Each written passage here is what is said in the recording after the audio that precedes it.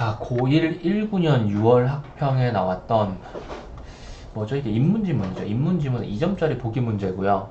그러니까 깊은 것에 대한 질문은 일단 잘 안 할 거다라는 생각을 가지고 적절하지 않은 거 찾는 문제니까 좀 왔다 갔다, 지문과 왔다 갔다 해야 될 그럴 가능성이 되게 높아요. 핵심 파악보다는. 일단 보기를 보면은 이건 그냥 장발장의 스토리죠. 뭐 다들 아나요? 장발장 읽어봤나?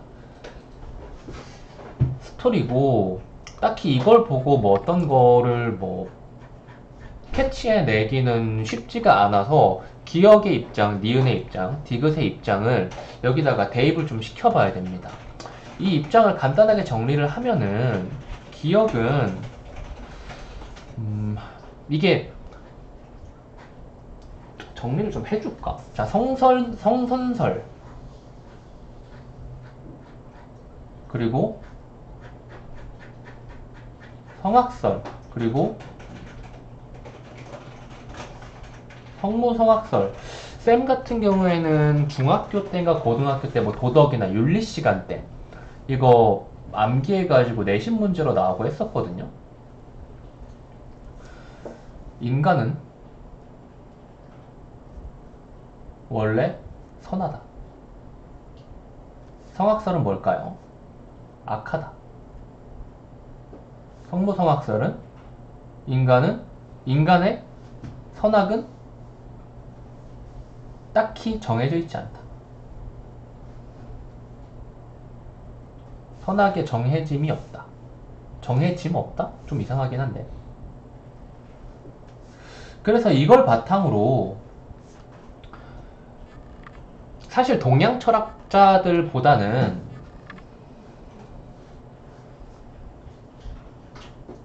서양 철학자들이 여기에 좀 더 유명하죠. 서양 철학자 중에서 성선설을 주장한 가장 대표적인 사람은 누가 있죠? 루소죠, 루소. 그리고 성악설은 홉스죠. 성모성악설은 누구죠? 로크입니다. 그래서 이 사람들이 기본적인 인간에 대한 전제를 이런 식으로 깔고 그래서 사회에서 어떤 식으로 해야 되겠는가 아니면 어떠한 모습을 이상으로 삼고 그것을 맞추기 위해서 어떤 뭐 제도를 도입해야 된다던가 그런 이야기들을 진행하는 것이 바로 사회계약론입니다. 근데 이거에 대해서는 뭐 이 정도까지만 이야기하고 넘어가고 궁금하면은 직접 찾아서 한번 읽어보세요. 어떤 식으로 이 사람이 이런 전제를 가지고 어떤 식으로 생각을 전개하는가 이 사람은 이래서 어떤 생각을 전개하는가 좀 예상해 볼 수 있는 내용일 것 같은데 인간은 원래 선하다면 사회에서는 어떤 식으로 해야 될까요? 인간의 본성에 맡기고 사회가 뭔가 강제하지 않는 식의 그런 모습을 띄워야겠지. 루소는 그럼 뭐야? 루소는 사회에서 사람들을 뭉쳐놓는 게 좋다고 생각했을까? 아니면은 사회로 이렇게 억지로 인위적으로 뭉쳐놓지 않고 자연 상태 그대로 풀어놓는 게 좋다고 했을까? 당연히 자연 상태로 풀어놓는 게 좋다고 했을 겁니다. 근데 홉스는 뭐예요? 인간은 원래 악하기 때문에 자연 상태로 풀어놓으면 서로 투쟁만 계속 반복할 것이다. 그래서 사회에서 일정한 규율을 정해서 강하게 잡아주는 게 필요하다고 주장했을 겁니다. 이런 느낌 드린 거예요. 그래서 기본적인 이 성선설, 성악설, 성모성악설과 입장을 비슷하게 하는 동양 철학자들을 또 연결지어서 이런 식으로 내신을 내요. 그래서 고자는 성모성악설, 그리고 맹자는 성선설이죠. 그리고 순자가 성악설일 겁니다.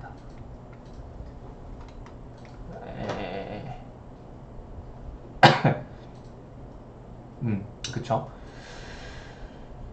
그래서 기본적으로 성악설과 성선설의 기본 전제는 그래요. 가만히 사람들을 냅두면은 싸움이 일어날 것이다. 왜냐면 악하니까. 이게 성악설의 기본 전제고요.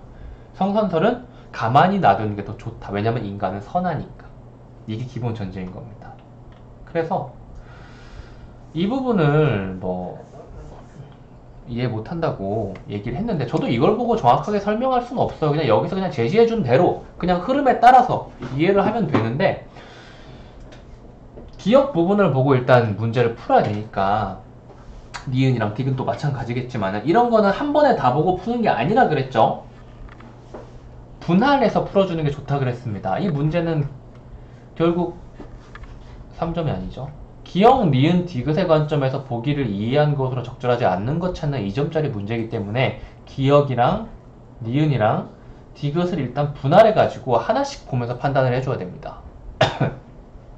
그래서 앞부분에서 답이 나오면 체크하고 그냥 넘어가면 되고 뒷부분을 봐도 답이 애매하면은 별표를 치고 넘어가서 시험 때는 맨 마지막에 시간 남았을 때 빠르게 어려운 걸 넘어가면 시간이 결국엔 남거든. 그 남는 시간에 투자를 해줘야 돼.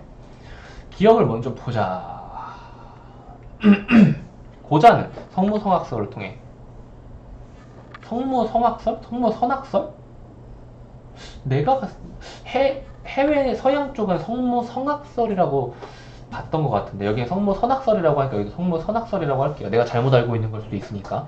자, 이걸 통해서 인간이 가지고 있는 식욕과 같은 자연적인 욕구가 본성이다. 이게 뭐죠? 장발장이 배고파서 빵을 훔친 겁니다. 그러니까 장발장의 배고픔, 이게 본성이라는 거죠. 그래서 이걸로 인해서 빵을 훔친 게 이 고자는 어떤 식으로 이야기할까요?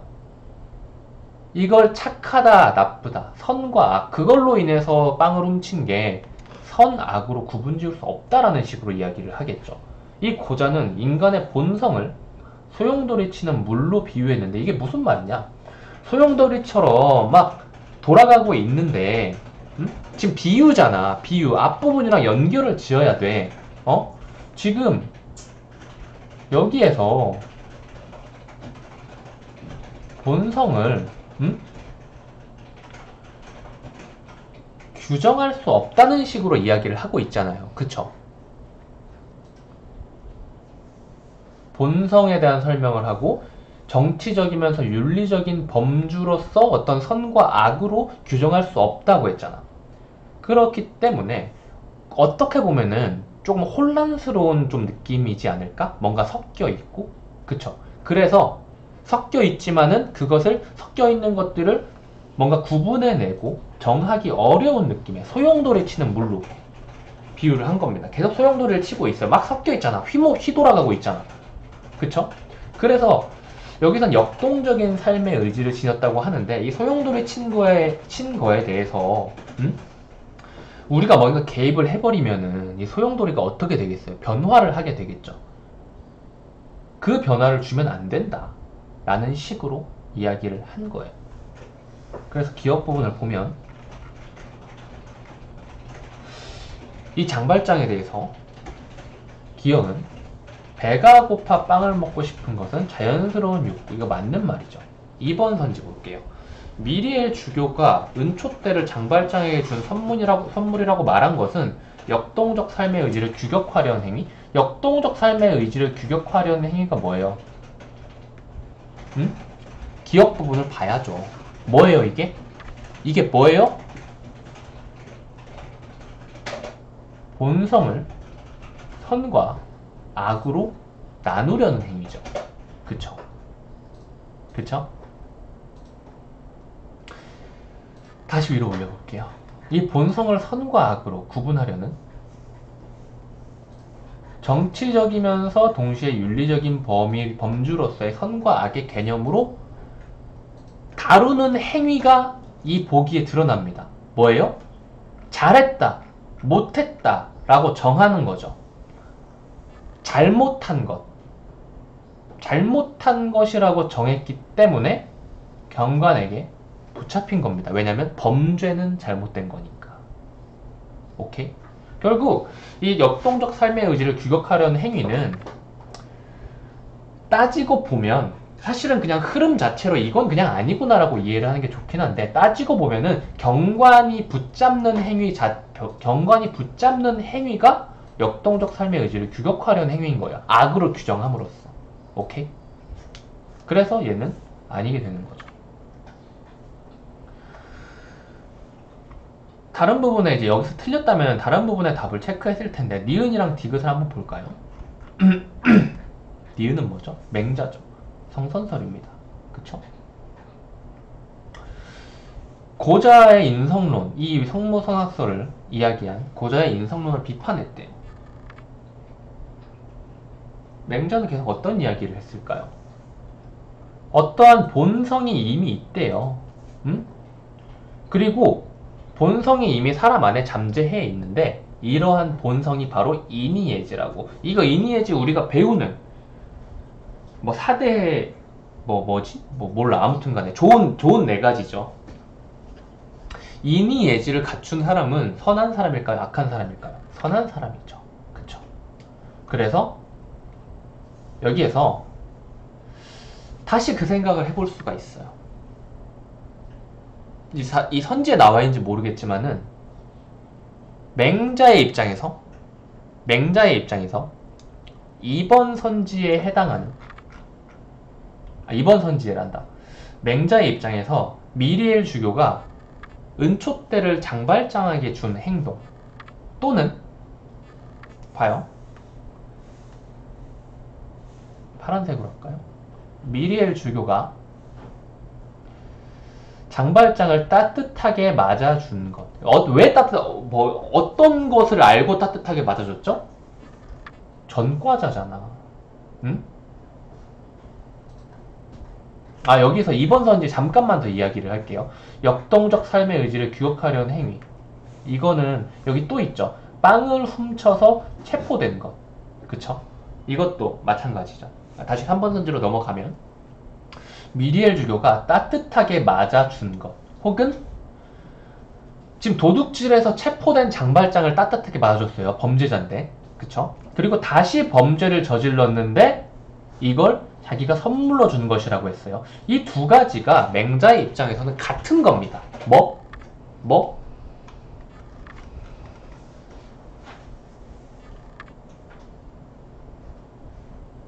고통에 빠진 타인, 힘든 상황에 있는 사람을 측은하게 여기는 것이죠. 그래서 이 맹자의 입장으로 미리엘 주교는 장발장에게 잘해줬다라고 대입을 시킬 수가 있는 거죠. 그리고 모든 인간은 선한 본성을 지니고 있고 그리고 이 선한 본성의 실현은 주체 자신의 노력에 의해서만 가능하다라는 이 말이 바로 감동받은 장발장이 정체를 숨기고 선행을 베풀며 살아간다랑 맞을 수 있는 거죠. 하지만 이렇게 1대1 대응을 시키는 건 별로 좋지 않아요. 너무 이걸 기호처럼 보고 있는 거예요. 흐름 자체를 이해를 좀 해주시는 게 좋습니다. 그래서 측인이 여기는 마음, 여기 나와 있네요. 맞고요. 4번 장발장의 선행을 베풀며 살아가는 것, 스스로의 노력으로 선행 본성을 실현하는 그대로 딱딱 맞아 떨어지죠. 디귿은 어디 있을까요? 순자는 뭐라고 했죠? 사회가 악하다고 했죠. 악했을 때 사회는 어떻게 해야 된다 그랬죠? 강하게 통제해야 된다고. 냅두면은 진짜 난리가 나니까. 그래서 이 본성이 악할 때, 이번엔 초록색으로 해볼까? 본성이 악할 때 그것을 교정하고 순치할 수 있는 외적인 강제력, 국가 권력이나 제도들이 있다라고 하죠. 이것만 보고도 판단할 수가 있는 게 2점짜리 문제는 그렇게 깊은 이해를 물어보지 않습니다. 이거 뭐예요? 이거 장발장과 대입하면 뭐예요? 악해서